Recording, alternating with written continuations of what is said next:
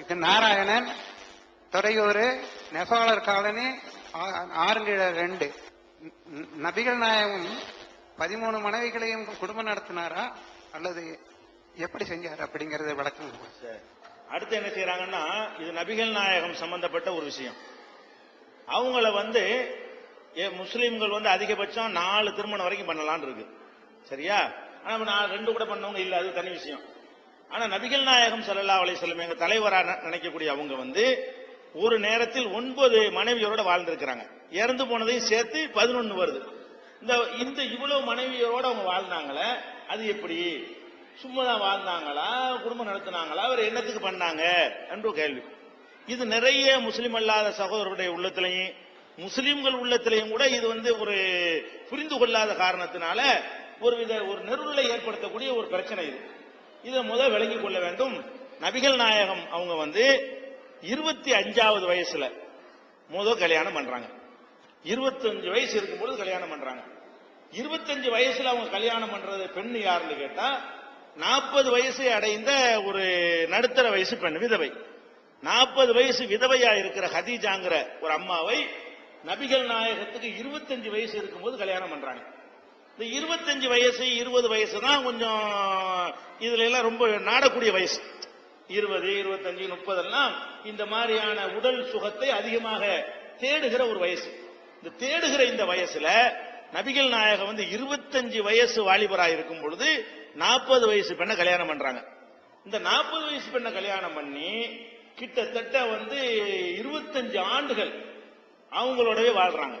25 ஆண்டுகள் என்ன செய்யறாங்க, இவங்களுடைய 50 வயசு வரைக்கும், இவங்களுடைய 50 வயசு வரைக்கும், நபிகள் நாயகத்துடைய 50 வயசு வரைக்கும் அந்த ஒரு மனைவியோடு தான் இருந்தாங்க. நல்லா கவனிக்கணும். நபிகள் நாயகம் ஒரு பெண்ணை கல்யாணம் பண்ணாங்க, 25 வயசு, 2 பண்றதுக்கு வசதியான வயசு, 3 பண்ணாலும் தாங்கக்கூடிய வயசு. அந்த 25ல இருந்து 40 வரைக்கும் உள்ள அந்த வயசுகள்லையும் அதுக்கப்புறம் 50 வயதுக்குள்ள வயசு வரை எடுத்துக்கிட்டீங்கன்னா இந்த ஒரு பெண்ணோட தான் வாழ்ந்தாங்க. யாரு? நடுத்தர விதவை இருக்காங்கல்ல ஹதீஜா, அவங்களோட மட்டும்தான் வாழ்ந்தாங்க. அவங்க மனைவியா இருந்த அந்த காலம் வரை 25 ஆண்டு காலம் வரைக்கும் இன்னொரு மனைவி அவங்க திருமணம் பண்ணவே இல்லை. இன்னொன்றை நீங்க கவனிக்கணும். நபிகள் நாயகத்துக்கு 50 வயசுல தானே இவங்க மனைவி இறந்து போறாங்க. அவங்க மனைவி வயசு என்னவா இருக்கு? நபிகள் நாயகத்துக்கு 50 வயசா இருக்கும் போது அவங்க மனைவி வயசு என்னவா இருக்கு? 65 வயசா இருக்கும். ஏன்னா 15 வயசு வித்தியாசம் இருக்குல்ல. நபிகள் நாயகத்துக்கு 25 வயசு இருக்கும் போது அவங்க மனைவிக்கு 40 வயசுன்னு சொன்னா, நபிகள் நாயகத்துக்கு 50 வயசு இருக்கும் பொழுது அவங்க மனைவி வயசு எத்தனை? 65 வயசு. 65 வயசு பெண்ணோட எல்லாம் குடும்பம் நடத்த இயலுமா? 65 வயசு பெண்களுக்கு இந்த ஆசைகள்லாம் இருக்குமா? அப்ப அந்த குடும்ப வாழ்க்கை இல்லாமலே பல வருடங்கள் உங்களுக்கு ஓடி இருக்கும். கணக்கு பண்ணி பாத்தீங்கன்னா ஒரு 50 வயசு வரைக்கும் தான் ஒரு பெண்ணுக்கு என்ன செய்யும், சந்தோஷமா இருக்க முடியும். அப்ப 40 வயசுல அவங்களை கல்யாணம் பண்றாங்க. அந்த அம்மா ஒரு 10 வருஷம் வரைக்கும் என்ன செய்வாங்க, அந்த குடும்ப வாழ்க்கைக்கு தகுதி உள்ளவங்களா இருப்பாங்க. அதுக்கப்புறம் உள்ள அந்த அம்மாவுடைய 51லயும் 52லயும் 53லயும் 60லயும் 65 வயசுலயும் பேருக்கு புருஷன் கொண்டாடியா இருக்க முடியுமா? வாழ இயலுமா? வாழ இயலாது. அப்போ உங்க காம உணர்வு, இந்த மாதிரி பெண்ணாசை, இது மாதிரி ஒரு மேற்று உள்ளவராக இருந்தால் அந்த நேரம் தான் தப்பு செய்யற நேரம், சிலிப்பாகிற நேரம், தடுமாறுற நேரம். அப்போ அவர் இறை தூதராகவும் இருக்கல. பெண்கள் விஷயத்துல எந்த ரிமார்க்கும் வராம அப்படி ஒரு சுத்தமான ஒரு வாழ்க்கையை அவர் வாழ்றாரு. எது வரைக்கும்?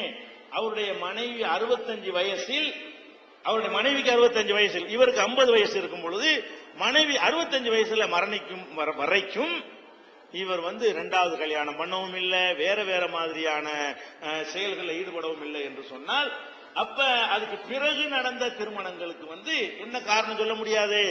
வேற மாதிரியான ஒரு பெண்ணாசை, அந்த மாதிரி காரணம் சொல்ல முடியாது. அடுத்து சரி, மனைவி இறந்துட்டாங்க. இவருடைய 50 வயதுல மனைவி இறந்துட்டாங்க. இறந்த பிறகு அவர் தான் ராஜா, இவர் சக்கரவர்த்தி, அவர் சொல்றதை கேட்கக்கூடிய அளவு பெரிய தொண்டர் படை. அந்த மாதிரி இருக்கக்கூடியவர் தேடி தேடி எத்தனையோ மன்னர்கள் அந்த புறத்துல வகை வகையா வச்சிருந்தாங்களே, அந்த மாதிரி 18லயும் 16லயும் தேடினா கொண்டாந்து கொட்டுவதற்கு ஆளுக்கு ரெடியா இருந்தாங்க. அது கௌரவமா நினைப்பார்கள். பெரிய பெரிய தலைவர்களுக்கு பொண்ணு கொடுக்கறத கௌரவமாக நினைக்கக்கூடிய ஒரு காலம். அந்த மாதிரி காலத்துல அவர் திருமணம் பண்ணதை எடுத்து பாத்தீங்கன்னு சொன்னா எல்லாமே 55 வயசு 60 வயசு. அடுத்து பண்ற கல்யாணம், அடுத்தடுத்து பண்ற கல்யாணத்தை எடுத்துக்கிட்டீங்கன்னா எல்லா மனைவியர் எடுத்து பாத்தீங்கன்னு சொன்னா ஆயிஷாவை தவிர எல்லாரும் எடுத்து பாத்தீங்கன்னு சொன்னா வயசு ரொம்ப கூட. அவங்களுக்கு அந்த இல்லற நாட்டம் குறைஞ்சு போய் தேவையில்லைன்ற நிலையில இருப்பாங்களே, அந்த மாதிரியான ஒரு பெண்களைத்தான் நபிகள் நாயகம் அவர்கள் அடுத்தடுத்த கல்யாணங்கள் பண்றாங்க. அப்ப நம்ம என்ன விளங்க வேண்டியிருக்குன்னா, ஒரு காமம் அந்த மாதிரி ஒண்ணுக்கு பண்றதா இருந்தா ஒரு ஆண் எதை விரும்புவான்? ஆணுடைய டேஸ்ட் என்ன? ஒரு ஆம்பளை பெண் ஆசை பெண்ணுங்கிற இந்த படைப்புக்காக அவன் விரும்புவானா, வயசுக்கு விரும்புவானா? ஒரு பெண்ணை நாடுவதா இருந்தால் என்ன இருக்கணும்? அதுக்குன்னு அந்த கட்டளை இருக்கணும். அந்த கட்டமைப்போட இருக்கக்கூடிய வயசில் தான் ஒரு ஆணுக்கு பெண்ணை நாட முடியும். அந்த எல்லையை கடந்தவர்களை ஒருத்தர் கல்யாணம் பண்றாருன்னு சொன்னா அது காமம் இருக்க முடியாது, அது காரணமா இருக்க முடியாது. இந்த பெண் சுகம் என்ற ஒரு நோக்கத்திற்காக பண்ணிருக்க முடியாது, நமக்கு விளங்குறது. அப்ப வேற எதுக்கு பண்றாங்க என்று கேட்டால், நபிகள் நாயகத்தை பொறுத்த வரைக்கும் அவங்க நான் எங்க நம்பிக்கைப்படி அல்லாஹ்வுடைய தூதர் நாங்க நம்புறோம்.